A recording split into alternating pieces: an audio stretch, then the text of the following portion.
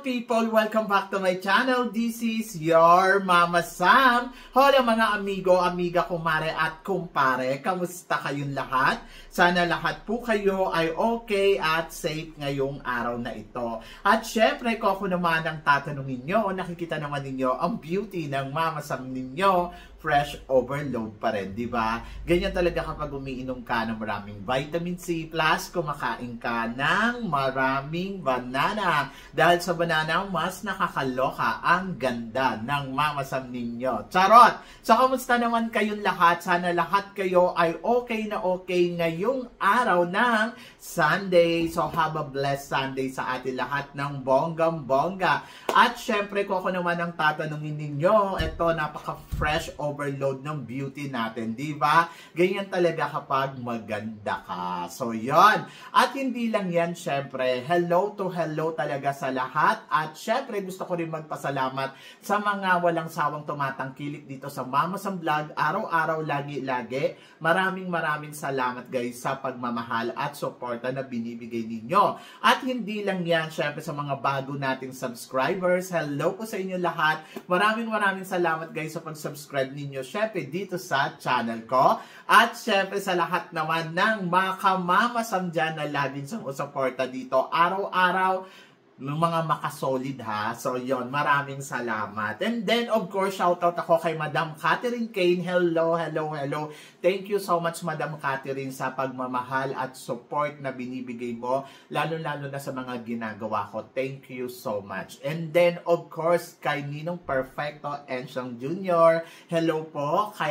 Syempre, kay Attorney Cornelo Dilag, maraming salamat. Syempre, kay Madam Henrietta Solidad, Madam Jenalina Paton, at saka syempre kay Maverick. Ayun. So, yon. Thank you sa inyong lahat.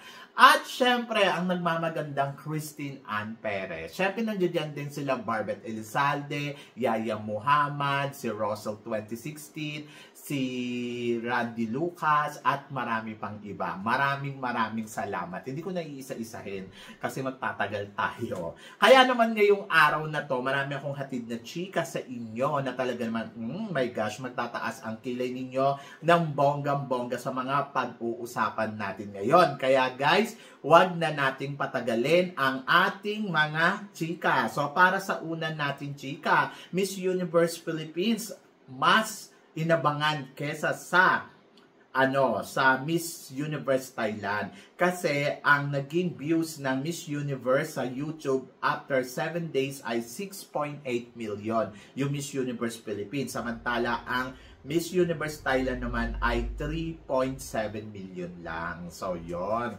Wala tayong magagawa. Ganun talaga. Iba talaga ang lakas na dating talaga ng mga Pinoy. At hindi lang naman mga Pilipino talaga. Yung buong mundo talaga, inaabangan talaga nila ang Miss Universe Philippines. Kasi nga, diba, so powerhouse tayo. So, inaabangan nila kung sino ang magiging pambato ng Pilipinas. So, yan. Ganon kabongga yon. Kaya, syempre, iba pa rin talaga ang lakas at dating ng Pinoy. Kaya, laban yan. Oo. Ako para sa akin yung pagiging powerhouse ng Pilipinas, hindi basta-basta yan makukuha. Matatagalan pa sila. Kasi sa totoo lang hanggang ngayon, yung mga kandidata natin, palaban at umaariba pa rin. Pero, syempre, ang kailangan lang din natin, i-improve din syempre yung mga ginagamit nating materials. Like example, evening gown, yung mga wardrobe ng mga girls. Kailangan tutukan niya ng national director na kung paano pa sila mas kakabog ng bonggang-bongga. Diba? So yun, kasi ayun yung nagiging malakas sa Thailand eh. Pero sa totoo lang yung galawan ng Thailand, mahina pa, hindi pa sila ganun talaga masasabi mo, wow, pak na pak. Yung mga styling, ayun ang kumakabog sa kanila at talaga nakakapagbigay ng wow doon sa kandidata nila. Like example, Galawan Chris ng Gravides and Oppo. Sa totoo lang, parang mas bongga talaga yung Galawan Chris ng Gravides. Kaya lang, syempre yung presentation ni Oppo, nakita nyo naman yung kanyang paglabas na, yung evening gown, di ba? Mas parang, uy, ano to? Di ba? So, yan. Kaya, para sa akin, Galawan, malakas pa rin ang Pilipinas. Pero yung styling natin, doon bumabaksak ang kandidata natin. Kaya, ayun yung dapat i-level up. Ewan ko kung mag-a-agree kayo dyan ha, pero yun yung nakikita ko. Kaya, laban lang. Kaya, Pinoy, malakas pa rin. Diba? Kasi naabangan eh. So, ganun talaga. At ito ang sumunod natin, chika. Pambato natin sa Asia Pacific at Grand Philippines. So, tingin mo, Mama Sam, aari ba kaya sila? Nakita naman natin dito sa Miss Grand Philippines, di ba? Kulang na lang tumambling at mag-split tong mga to. So, ako para sa akin, ibig sabihin, iba ang kalidad, iba ang kanilang capacity level pagdating sa eksena, pagdating sa galawan, at prove natin yan. Nakita naman ninyo kung paano kumabog ang kandidata ng Philippines. At naniniwala ako na kaya nilang mag-penetrate talaga sa mga susunod pang nilang laban sa international pageant. Like example, Anita Rose Gomez. Eh di makipagsambahin siya ng bonggang-bongga sa international pageant. And then, of course, yung pambato naman natin sa Miss Grand, eh di makipagkabugan din siya. Di ba? So, mapapatunayan nila yung galing at lakas nila pagdating sa international pageant. Kaya, ayan yung abangan natin kung paano sila mag-e-execute doon at kung paano sila susungkit ng corona. But naniniwala ako, Anita at Emma Tiglao, gagawin nila yung makakaya nila pagdating sa international pageant. And I wish all the best para sa kanila. Diba? So, yun. Good luck. Oo. Pero ito, aariba daw ng bonggang-bongga pambato ng Venezuela after 2013 nang manalo pa sila sa Miss Universe at hanggang ngayon hindi pa sila nananalo. Tingin mo siya na kaya ang kukuha ngayon ng corona ng Miss Universe? Si Stephanie yung pambato nila ngayon. Ang masasabi ko, maganda ako. Charot. Oo, maganda siya at palaban yung datingan niya. Ngayon pa lang yung mga paandar niya, yung ingay niya ay talaga namang ramdam natin na ibinibigay niya na yung lahat ng eksena na magagawa niya. And I think she's ready. Oo. Hindi yan magpapahuli at hindi yan magpapakabog sa darating na Miss Universe. Venezuela, nung nakaraan, nakita naman natin, di ba? Talagang umarangkado yung pambato nila. And then parang feeling ko, they are always there naman sa kompetisyon at hindi sila nawawala sa mga pasabog, eksena at paandar. So looking forward ako kung ano ang magaganap at kaya nilang gawin pagdating sa Miss Universe. So parang feeling ko aariba. So tingnan natin kung nung nakaraan naka first runner up sila, and then nung nakaraan ayan nag-ano sila, top 4 na naman sila, fourth runner up, di ba? And then eto tingnan natin kung corona na uli, di ba? So after 2013, ang tagal na, no? But, laban. Ayun yung mga panahon ni Osmel. Diyos ko, every other year. Ngayon, once in a blooming na lang. But, parang feeling ko, yung pambato nila ngayon, kakabugyan. Kaya, ayan yung dapat na paghandaan ng ating mga pambato kung ano ang mga eksena nila, di ba? Pero ito ang sumunod na chika, Botswana, muling magbabalik. Mama Sam, tingin mo, kakabog ba ang pambato nila? Maganda yung pambato nila. Ito naman kasi mga taga Botswana na itong mga surprising to bigla eh. Ito yung kumabog doon kay Miriam Kiambao na alam mo talaga very dark horse yung datingan, yung ganon. Yung magugulat ka na lang, ano yun? Parang bigla siyang nanalo. Ano yung biglang sumulpot? Nakarating lang sa top 3. So sila yung mga tipong ganon ang labanan. Pero kasi sa Miss Universe ngayon, parang feeling ko mahihirapan sila dahil hindi ko alam kung Black Beauty ba ang hinahanap ni Kunan o looking forward ba siya sa mga African o yung mga ganon. Kasi noong last year may Umariba pero first runner up, di ba? Pero doon sa Umariba yung pambato nung nakaraang taon na Black Beauty. So ibig sabihin, wala silang pinipili. So, basta magaling ka. Eh, pakita niya yung galing niya para makasungkit sila ng corona. Pag nagkataon, ito yung pangalawang beses na makakasungkit sila ng corona sa Miss Universe. Pero matagal-tagal na rin silang hindi nakabalik sa Miss Universe, no? So, yon. Kaya, good luck. Good luck sa kanila at good luck sa pambato nila. So, yon. At para naman sa sumunod natin, chika, ito nga, pinag-uusapan. Sabing ganon, noong mga pang-apat na beses na ginawa ang gagawin ang Miss Universe sa Thailand. So ito yung pang-apat na beses. Nung unang beses ginawa ang Miss Universe dito, na El Tocuyo si Philippines. Yung pangalawa, na El Tocuyo si Philippines. Pero yung pangatlo, panalo si Philippines. Yung pang-apat, ngayon si Atisa manalo. So tingin mo, may El Tocuyo kaya? Tingin ko hindi. Hindi naman. Parang feeling ko hindi may El Tocuyo si Atisa. Malay ninyo, dalawang El Tocuyo, dalawang panalo. Diba? So, hindi natin alam. Malay mo, biglang siya pala ang mananalong Miss Universe. O, doon sa mga nambabash kay Atisa, yung mga nagtataas ng kilay kay Atisa, yung mga nakukulangan kay Atisa. So, ready lang kayo kasi baka mamaya bigla pa lang si Atisa manalo pala ang mag-uwi ng corona ng Miss Universe. Magulat kayong lahat at bigla niyong sabihin, ay bongga, di ba? Sus ka. Pero syempre, nandoon tayo sa realidad na parang feeling ko naman, hindi yan magpapa-El Tocuyo ng ganun-ganun lang si Atisa. Lalaban at lalaban ang Maria Atisa manalo, lalo na't nararamdaman ko na talagang inaabangan ang presensya niya dito sa Thailand. Kasi nga, di ba, yung mga Titanic ay talagang yung mga katutubo. Talagang sinasabi nila na malakas ang pambato ng Pilipinas at mahihirapan nga daw si Vina.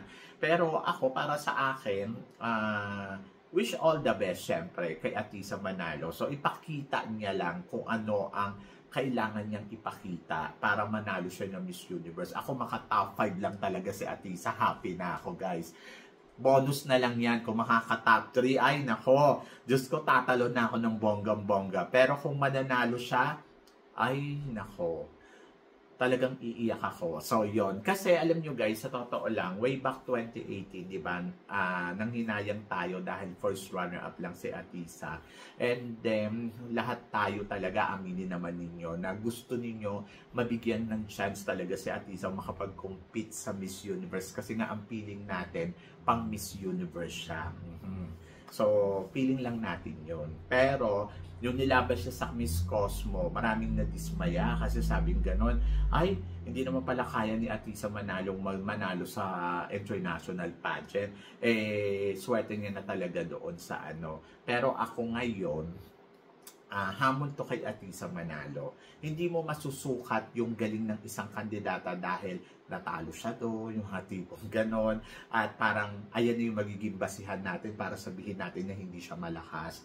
So, don't underestimate. Sabi ko nga, yung pambato nga dati ng si Denmark, di ba? Sumali yan ng Miss Grand, top 20 lang yan. Pero pagdating sa Universe title, di ba? So, yung mga tipong ganon, hindi mo kasi alam kung ano ang magiging destiny ng isang kandidata. And then, hindi natin siya pwede i-underestimate na hanggang doon lang yung kaya niyang marating. Baka mamaya, isa ka sa mga unang-unang magtatalo sa tuwa kapag si Atisa manalo ay nakarating hanggang sa top 5, di ba? So, ako para sa akin, sa ngayon maka top 5 lang yan, happy na ako. So, bonus na sa akin kapag nauwi niya yung corona. Pero, syempre, looking forward tayo na sana manalo, di ba? Kasi, syempre, nandoon talaga tayo na gusto natin ay winner. But, it's depend sa mga magiging sitwasyon, depend sa destiny, kung para sa kanya to, but magtiwala, ayun lang talaga ang masasabi ko. Ibigay natin ang tiwala natin sa ating pambato, sa darating na Miss Universe. So yun yung dapat nating paghandaan. Yung kung paano natin siya susuportahan ng bonggang-bongga, di ba? Kasi hindi biro yan, Diyos ko. Malay mo naman, bigla pala tayong, ay, corona, di ba? So, yun. And then, lahat tayo ay masaya. So, yun. At ito nga, sumunod natin, chika. Pambato natin sa Reyna Hispano-Americana. Mama Sam, tingin mo, aariba ba to ng bonggang-bongga?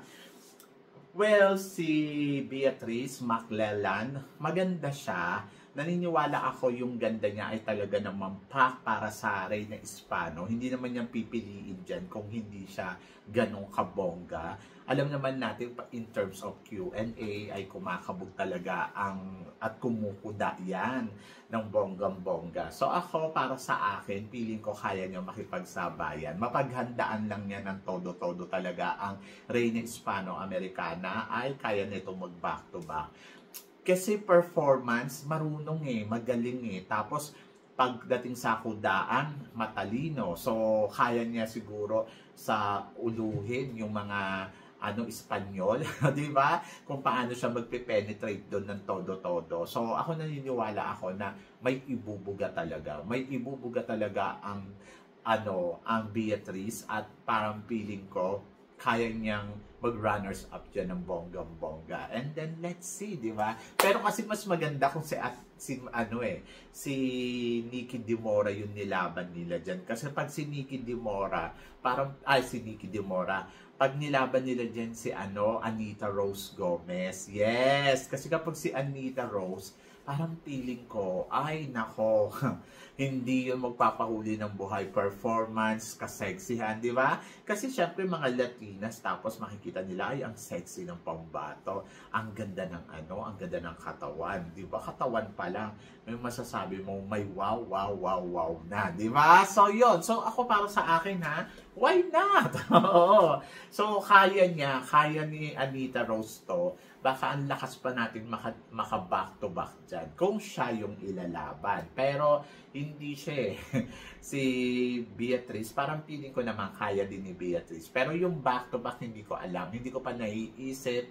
Ando doon ako sa part na parang feeling ko kaya na ito mag-runners up. Pero yung titled, hindi ko pa alam. But syempre, good luck, di ba? And then tingnan natin kung ano ang maipapakita niya sa darating na Miss ng Reyna Hispano-Americana. Yon. So, good luck syempre sa lahat ng mga lalaban sa international pageant and then of course, sa atin lahat. Pero ikaw ang tatanungin ko, anong masasabi mo dito sa mga pinag-uusapan natin ngayon? I-comment below mo yan para at least malaman ko naman kung ano naman ang chika mo dito sa mga pinag-uusapan natin. So, yon. So, syempre maraming salamat sa inyong lahat sa suporta at pagmamahal na binibigay ninyo syempre dito sa channel ko.